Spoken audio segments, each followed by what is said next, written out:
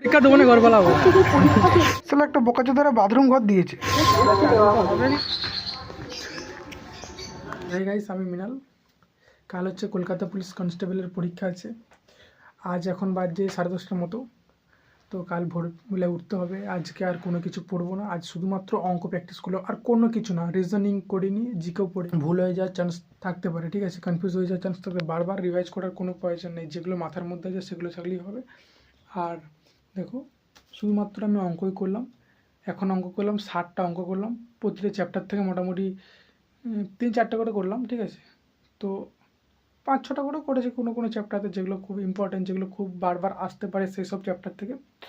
তো চলো, আমি এবারে গোছ করব তোমার অ্যাডমিট কার্ড আর আধার কার্ড, ব্যাগ, কোন জামা প্যান্ট পরে যাব। তো দেখো,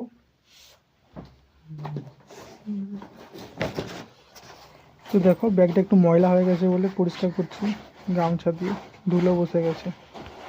যদি কোনো কারণে ভুলে যাই তাড়াহুড়োতে, তার জন্য আজকে রাতে সমস্ত কিছু গোছ করে রাখাটা প্রয়োজনীয়।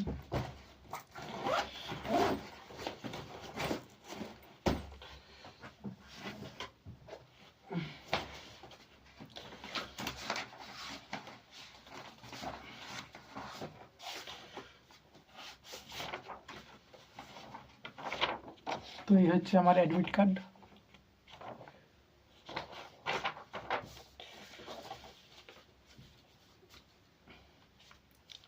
এই পিচবোর্ডটা সাথে নিয়ে যাচ্ছি এই কারণে, যাতে না মুড়া যায় এই অ্যাডমিট কার্ডটা, সেই জন্য।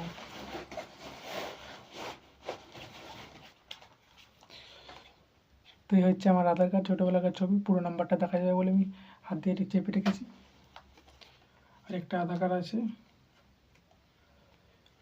দেখো এই ছবিটা দেখো।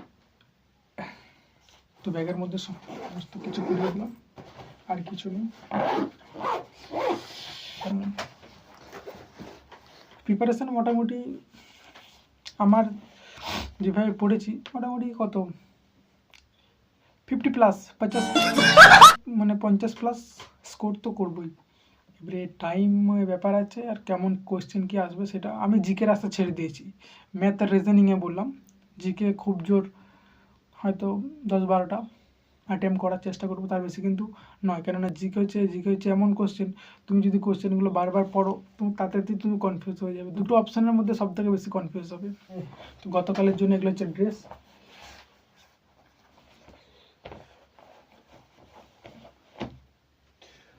এই টি শার্টটা পরবো,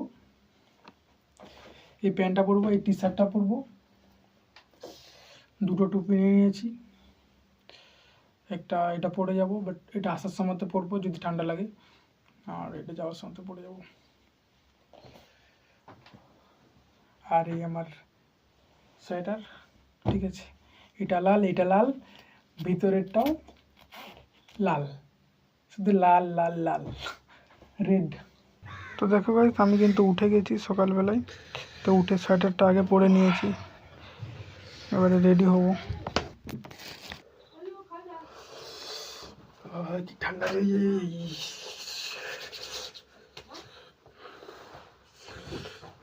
সকাল কখনো পটি করিনি, ঠিক আছে, সেই কারণে বাইরে বেরিয়েছি, ঠান্ডা লাগছে। আর ভোরবেলা অভ্যাস আছে ওটা, তো বাইরে বেরোনো অভ্যাস নেই।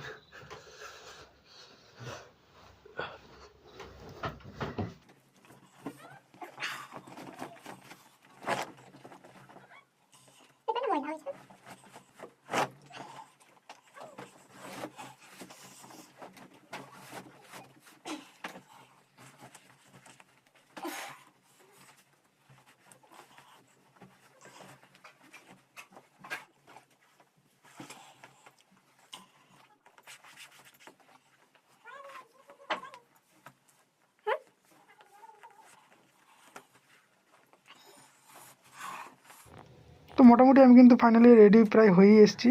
তো এবারে ব্রাশ করব, দিয়ে ব্রাশ করে চা খেয়ে এবারে বেরাবো। তো তার আগে ব্রাশটা করে নিই একটু ভালো করে, ঠান্ডা লাগছে বলে টুপিটা পরে নিচ্ছি। আর তারপরে দেখো, তোমাদের বাইরের ভিউটা দেখাই কত অন্ধকার। তো দেখো 5টা বাজছে, এখনও কেমন অন্ধকার আছে, মনে হচ্ছে এখনও রাত আছে, কিন্তু রাত নেই, 5টা বাজছে। তো চলো এবারে ব্রাশ করা হয়ে গেছে, এবারে মুখ ধুতে হবে। তো তার আগে আমি এই বিছানাটা বাগিয়ে নিই, এলোমেলো হয়ে আছে, তারপর আমি মুখ ধুতে যাব কলে।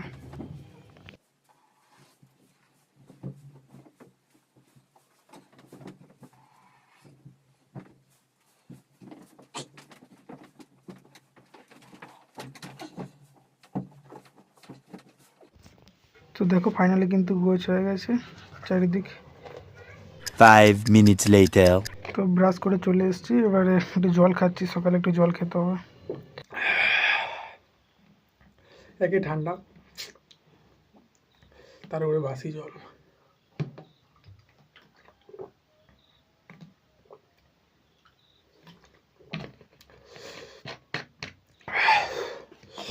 তো দেখো এবারে বুট পরবো। বুট পরার জন্য তার আগে মজাগুলো পরে নিচ্ছি, যে ঠান্ডা মজা না পড়লে বাইরে বেরোনো যাবে না।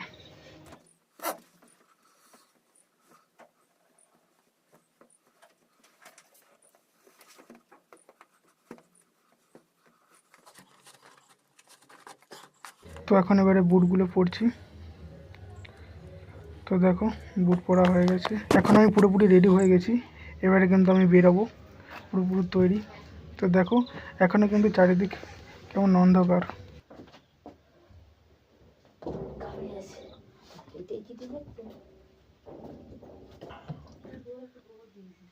তো দেখো বন্ধুরা, গরম গরম সকালে চা নিয়ে নিয়েছি। বাঙালির ছেলে, এক কাপ চা না হলে হয়?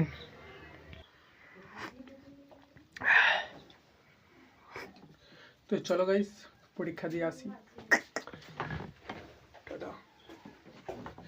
তো দেখো আমি কিন্তু বাসে উঠে পড়ছি। এইভাবে বাসে 3 ঘন্টা জার্নি করার পর ফাইনালি পৌঁছালাম।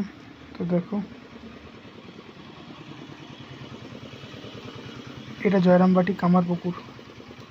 দেখো এটা লোকেশানটা দিয়ে দিয়েছে, সারদা মায়ের যে মন্দির আছে সেই যাওয়ার লোকেশান দিয়েছে। তো আমার দেখো চোখ মুখের অবস্থা কি ঠান্ডাতে। তো এইভাবে বেশ কয়েক ঘন্টা কাটানোর পর ফাইনালি চলে এলাম আমার পরীক্ষার সেন্টারে। তো চলো দেখো, দেখো এই হচ্ছে আমার পরীক্ষার সেন্টার, দেখতে পেয়েছো? সব কিন্তু সামনে দাঁড়িয়ে আছে। যেন মোবাইল ফোন, ক্যালকুলেটর, ডিজিটাল হাতঘড়ি, স্মার্ট গেটের বাঁদিকে ব্যাগ রাখার ব্যবস্থা আছে, গেটের বাঁদিকে যান, ব্যাগগুলো রেখে আসুন।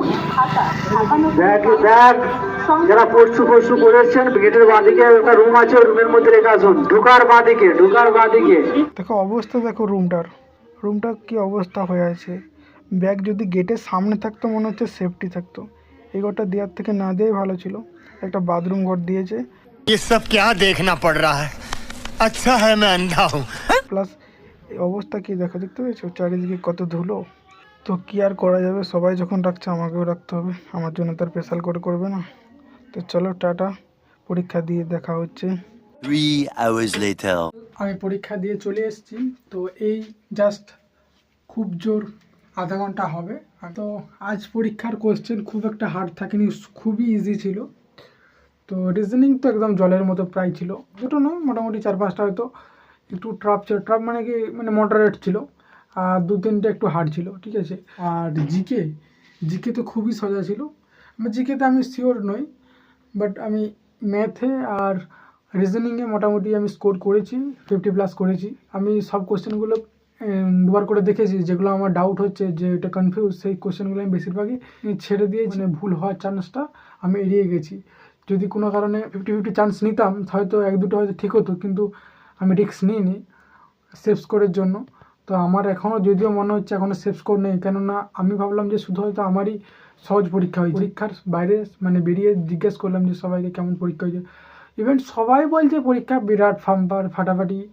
তো আদেও মিথ্যে না সত্যি জানি না। তো ওই সব ছেলেরা সব বলছে তো ভালো হয়েছে, তো জানি না কী ব্যাপার, আদৌ পরীক্ষা ভালো হয়েছে কি হয়নি। কিন্তু আমি যেটুকু বুঝতে পারছি, তো আমার কোশ্চেন সোজা লেগেছে, মানে সবাইকে কোশ্চেন সোজা লাগা উচিত, আর আমার যদি হার্ড লাগে সবাইকারই হার্ড লাগা উচিত। যেসব ছেলে পড়াশোনা করে একটু আধটু, তারা অ্যাকচুয়ালি জানে যে কোশ্চেন কারো যদি হার্ড লাগে সবারই লাগবে, আর কারো যদি সহজ লাগে সবারই সহজ লাগবে। তো রিজনিংয়ের মতো কিছুটা আর কি। তো চলো এই আজকের এখানে ভিডিও আমি শেষ করছি পুরো ব্লগটা।